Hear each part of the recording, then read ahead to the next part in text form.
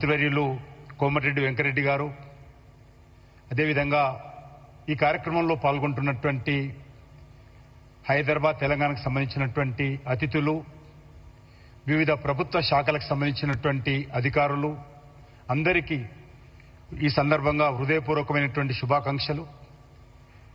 నరేంద్ర మోడీ గారు చాలా రోజుల తర్వాత ఈరోజు మన యొక్క తెలంగాణ గడ్డ మీద అడుగు పెట్టారు.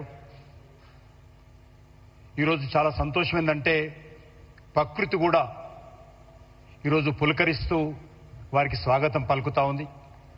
ఎందుకంటే నిన్నటి వరకు విపరీతమైనటువంటి ఎండలు, కానీ ఈరోజు మరి వాతావరణ శాఖ సంబంధించినంత వరకు వేడి కూడా చాలా తగ్గింది, ఎన్వైరన్మెంట్ కూడా చాలా బాగా ఉంది.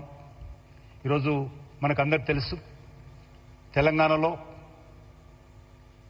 9,400 కోట్ల విలువైనటువంటి అభివృద్ధి కార్యక్రమాలకు రైల్వే శాఖకు సంబంధించి, జాతీయ రహదారులకు సంబంధించి, అదేవిధంగా వరంగల్లో prime minister mega textile park దానికి సంబంధించి, అదే కాకుండా జహీరాబాద్లో ఇండస్ట్రియల్ కారిడార్ గురించి ఈరోజు ప్రధానమంత్రి గారు ప్రారంభోత్సవం చేయడం కోసం, కొన్ని తెలంగాణ ప్రజలకు డెడికేట్ చేయడం కోసం ఈరోజు ప్రత్యేకంగా రావడం జరిగింది.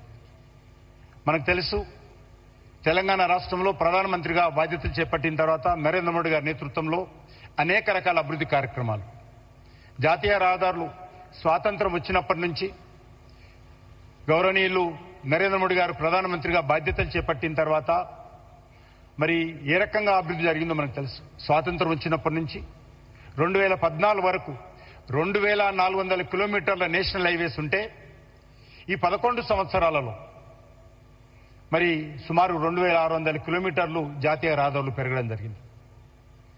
పెద్ద ఎత్తున కేంద్ర ప్రభుత్వము జాతీయ రహదారుల మీద ఖర్చు పెట్టడం జరిగింది. అందులో ఈరోజు మరికొన్ని రహదారులు చేరుతా ఉన్నాయి. అదేవిధంగా రైల్వే నెట్వర్క్ కూడా ఈరోజు తెలంగాణలో చాలా అభివృద్ధి జరుగుతూ ఉంది.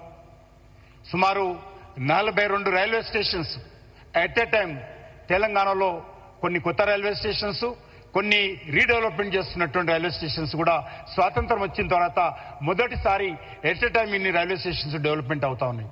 ఇప్పటికే చెర్లపల్లి రైల్వే స్టేషన్ ప్రధానమంత్రి గారి చేతుల మీదుగా పూర్తి చేసుకున్నాం. మన రాష్ట్ర రాజధాని అయినటువంటి దక్షిణ భారతదేశంలో one of the biggest railway station అయినటువంటి సికింద్రాబాద్ 220 కోట్లతోటి ప్రధానమంత్రి గారు స్వయంగా వచ్చి భూమి పూజ చేసుకున్నారు. ఈ యొక్క సంవత్సరం ఎండింగ్ లో అది శంషాబాద్ ఎయిర్పోర్ట్ లాగా మన యొక్క సికింద్రాబాద్ రైల్వే స్టేషన్ ఉండబోతుందనే విషయాన్ని ఈ సందర్భంగా మనయేస్తున్నాను.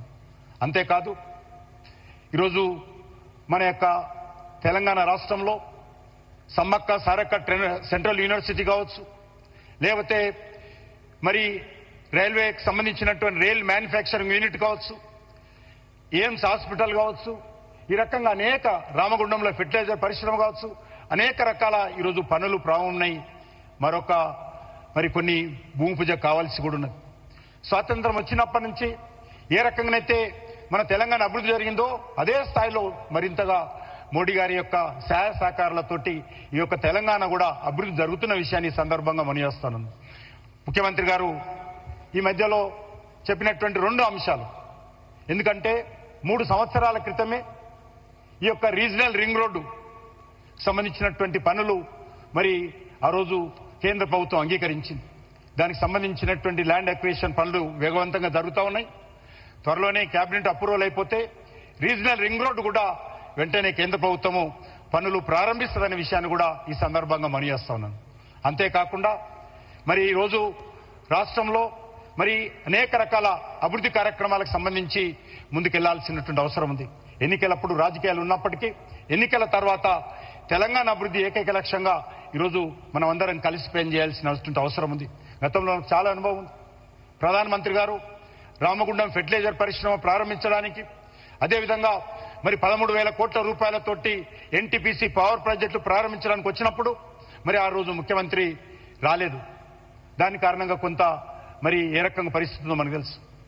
ఈరోజు రాష్ట్రంలో భారత ప్రభుత్వము ఏ రాజకీయ పార్టీ ఉన్నప్పటికీ, అది కమ్యూనిస్ట్ పార్టీ కానీ, అది కాంగ్రెస్ పార్టీ కానీ, లేకపోతే డిఎంకే ప్రభుత్వం కానీ ఏ ప్రభుత్వం ఉన్నప్పటికీ కూడా ఏ రకమైనటువంటి వివక్షత లేకుండా ఈరోజు తెలంగాణ అభివృద్ధి కానీ మిగతా దేశ అభివృద్ధి కోసం పనిచేస్తున్నటువంటి విషయాన్ని సందర్భంగా మనం చేస్తున్నాను.